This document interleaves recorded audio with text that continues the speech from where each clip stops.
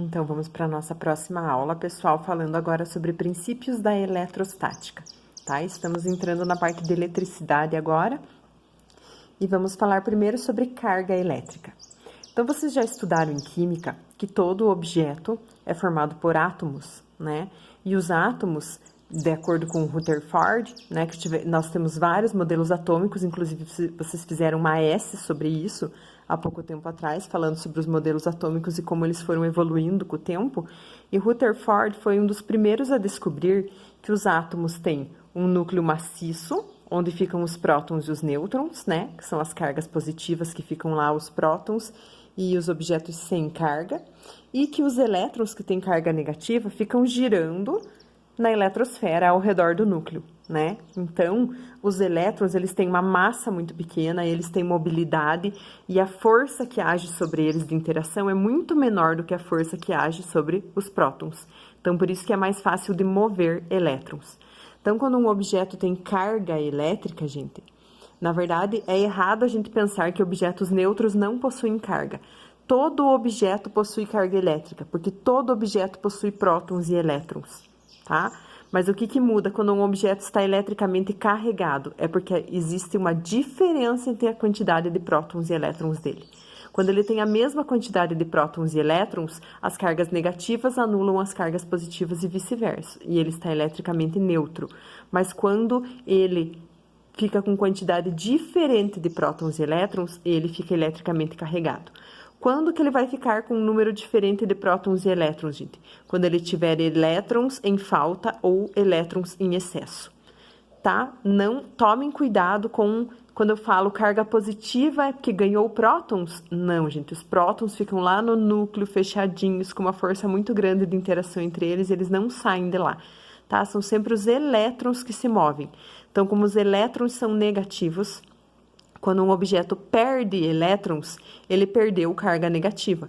Então, ele ficou com excesso de prótons, então ele tem carga positiva.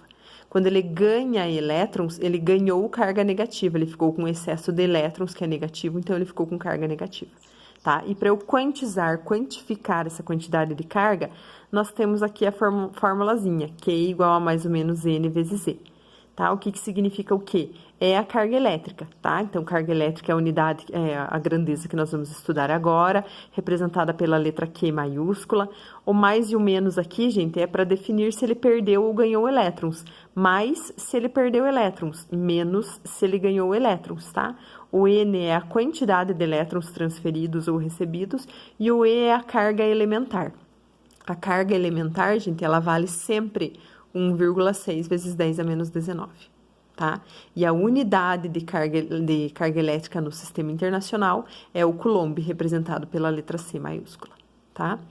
Agora, já o princípio de Dufay, ele vai nos dizer que sempre cargas iguais se repelem, ó, carga negativa com carga negativa, forças de repulsão. Carga positiva com carga positiva, forças de repulsão. Já aqui, carga positiva com carga negativa, forças de atração, tá? Então, o princípio de Dufay, ele afirma que cargas de sinais contrários se atraem, cargas de sinais iguais se repelem, tá? Surge uma força de interação entre elas aqui quando elas se aproximam.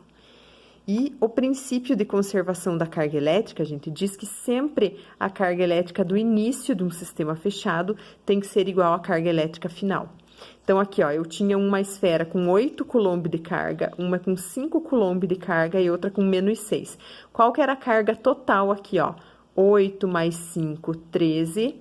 13 menos 6, 7. Eu tinha 7 coulomb aqui no total. Essas esferas se tocaram entre si e transferiram cargas entre elas, e a A ficou com 3, a B ficou com 2 e a C ficou com 2. Se eu somar aqui, ó, 3 mais 2, 5, 5 mais 2, 7. Permanecem 7 coulombs de carga, tanto no início quanto no final, tá? Então, o princípio de conservação das cargas permite resolver exercícios de eletrização por contato. Quando eu encosto, se essas 3 esferas fossem idênticas, elas iam dividir a mesma quantidade para cada uma delas. Aqui, elas não são idênticas, elas são feitas de materiais diferentes, por isso que a divisão não foi igual, tá? Mas cargas iguais vão ter sempre, a divisão de cargas entre elas vai ser certinho, igual, tá? Para todas elas.